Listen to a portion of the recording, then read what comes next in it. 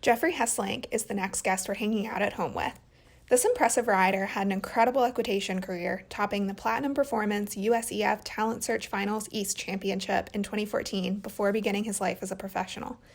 In 2016, Geoffrey was named WCHR National Developing Professional Champion, and just 1 year later, he topped Section B of the Platinum Performance USHJA International Hunter Derby Championship and took Reserve Champion in Section A with his horse Cataretto.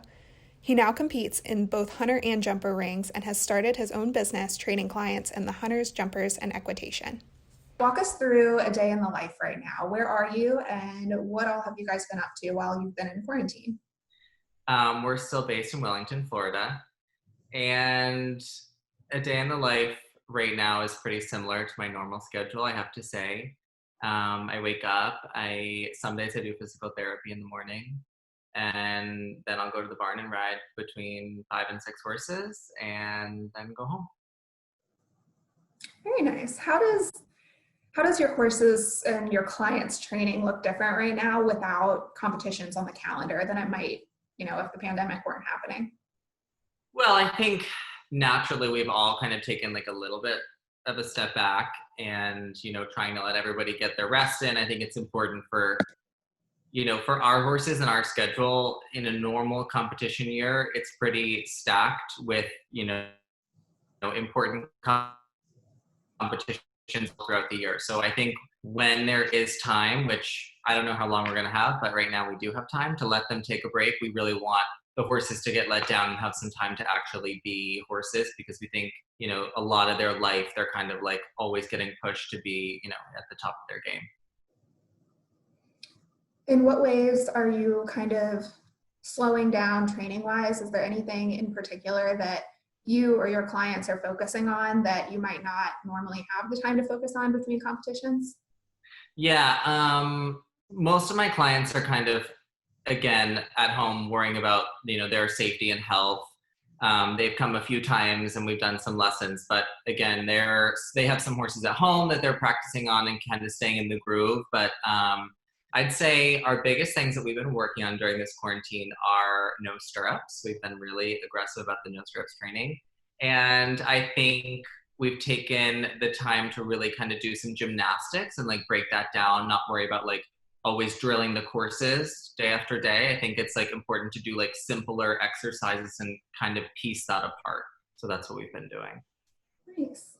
Yeah. What about staying connected with others in the sport? I know, you're in Wellington, so most people have stayed down there, but without competitions to go to see everyone and catch up and stay connected, in what ways are you kind of keeping those connections alive? I would have to say the biggest one for me is social media. I know that's kind of like not a great answer, but I think through the social media and the equestrian community has taken this kind of awesome step in terms of like these challenges and all these cool things that everybody's kind of doing online. I think that's super cool. But I actually don't see that many people. So, the people that I'm close to or that I want to stay connected to, I would give a phone call or a FaceTime to, but that's kind of it. Mm-hmm. Yeah, I think social media is kind of thriving right now. Yeah, it is, which I think is so cool. Like to even have, people of every age group and profession and, junior, amateur, professional, they're all kind of doing it together, which I think is a cool thing. Yeah. Have you participated in any of the challenges? I've done a few. Yeah. How about outside of horses? How are you keeping busy? I would say I'm keeping busy outside of horses by, I try to work out once a day. And my newest kind of thing that I've been doing is cooking, which I've really enjoyed. I've been doing a lot of cooking at home, and I started taking some cooking classes with Sydney Schulman's sister. She's a chef, and she's doing kind of like these online Zoom classes, and they have been so fun and so like educational, and I really enjoy it. And now I feel like I'm learning a lot, which is like, I don't think I could boil water before, so I think it's been really beneficial to me. Oh, that's awesome. Yeah. What is the best dish you've made so far? The best dish we've made would have to be, we made this like scallop and like on top of a polenta the other week, and that was like my favorite. It was really, really good. And I never thought I could make a scallop to save my life. fancy. I've never made scallops. Right. Yeah, so my next question was actually going to be, what are you eating? And it sounds like you're eating really well. Yeah, we're trying to eat super well. I think it's hard, but I've Yeah. been cooking a lot more, which I think is a lot healthier for us. And my biggest thing that I've been doing is I've been waking up and juicing every morning. So I have a celery juice every morning, which I think has really improved my overall health. So that's my other new quarantine thing. What do your at-home workouts look like? Outside of horses, like your personal. Yeah.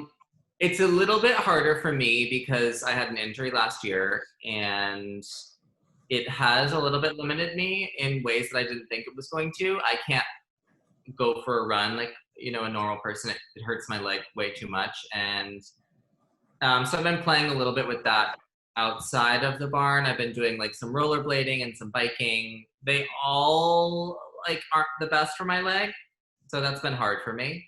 But I would say like ab workouts and core workouts at home are what I've been doing. And then I actually, because of my injury, can still go to the gym and do physical therapy. So I have been going to a physical gym, unlike a lot of people during this time.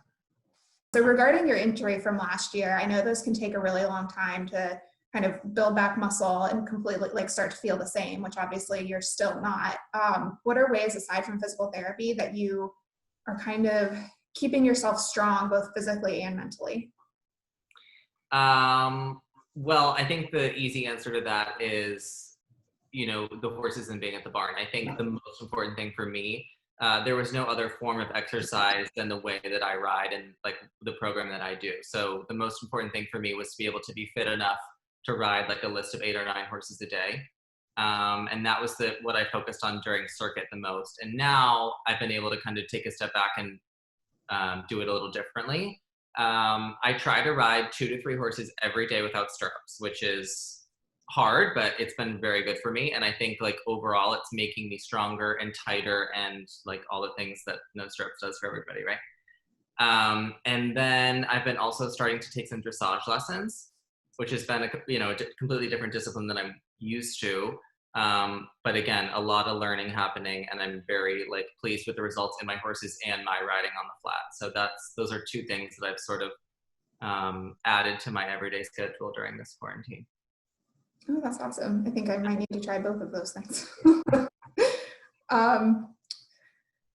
So I've heard a lot of people, kind of on a similar note, a lot of people have kind of compared this time for athletes as like essentially it's like all of us are dealing with an injury and that we have to sit out for a while. We're not competing. We're kind of, some of us are still lucky enough to get to do the sport that we're involved in, but, we're taking a long break from competition. And depending on your sport, you might not be able to even participate in it. So what would your advice be like after going through a time of not being able to ride and compete for those who, might be starting to think about what it's going to be like to go back to the competition ring? How should they mentally prepare for that?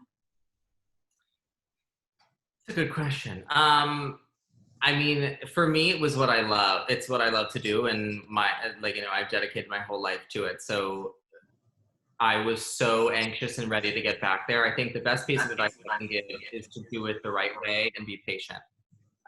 For me, I was rushing. I rushed every doctor, all my surgeons, my physical therapist. I was telling them I had to show by this date. And, it was everything to me then. But then a few weeks later, and once I got into circuit again and back into it, I had wished I had waited and maybe given my leg like one more, week, because I think that the biggest mistake is to rush back into it. I know it's a little bit different with the pandemic, but I think that's going to be a little bit the same in terms of safety and being able to perform, at the top of your game and your horse's game, making sure you're both fit enough and ready to compete, I think is going to be the most important thing.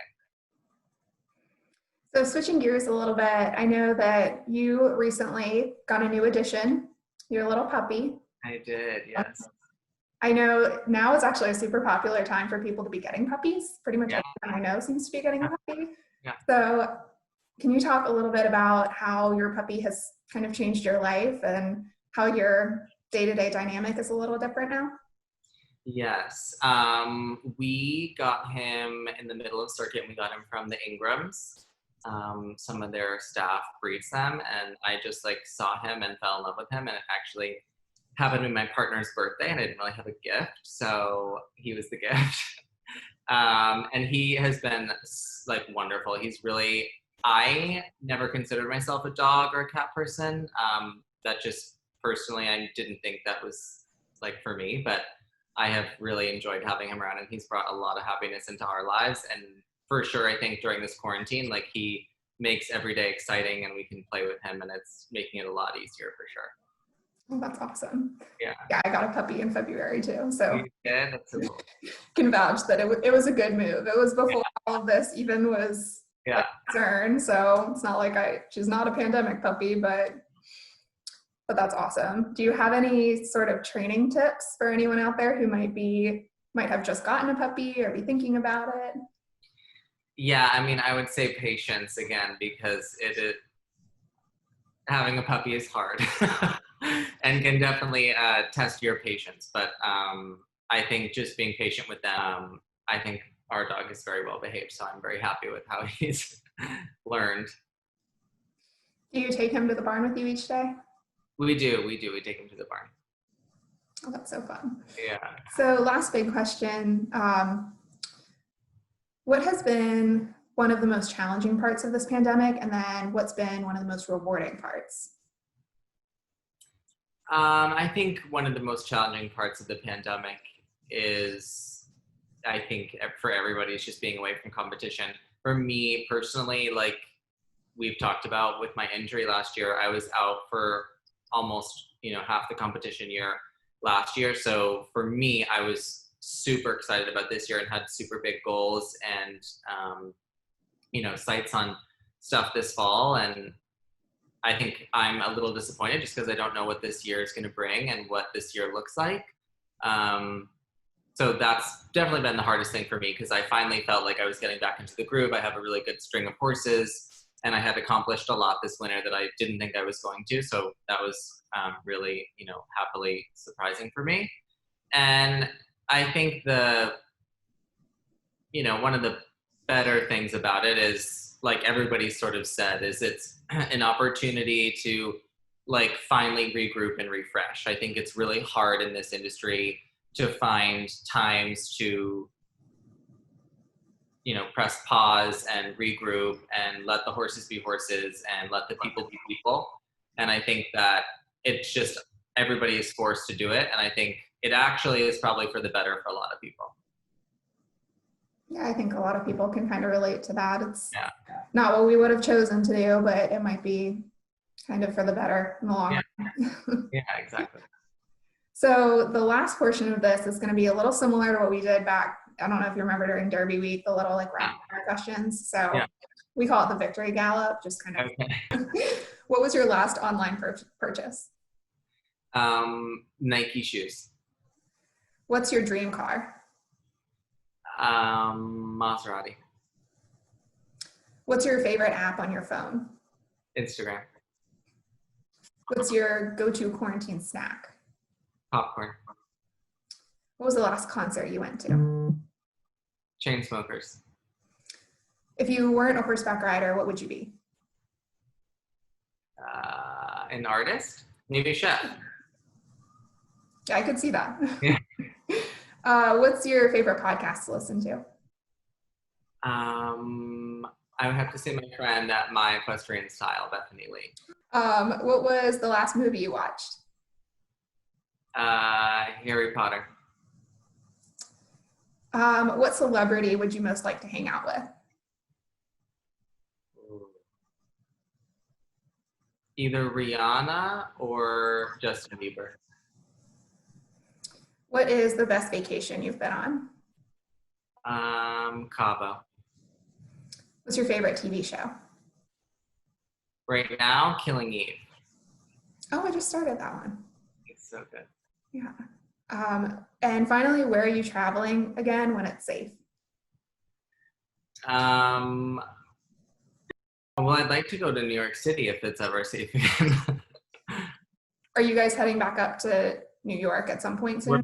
We were supposed to be based in New York for the summer, so we were excited about that. But that's on hold right now. Yeah. Well, I mean, at least Wellington's a nice place to be. Yeah, exactly. Well, that's all the questions I have for you. But thank you so much for joining us. It was so lovely to catch up and talk about what you've been up to. Yeah. And I hope you continue to have a good time in Wellington. I hope our shows pick back up soon, and hopefully paths will cross again soon. I hope so. All right, bye, Geoffrey.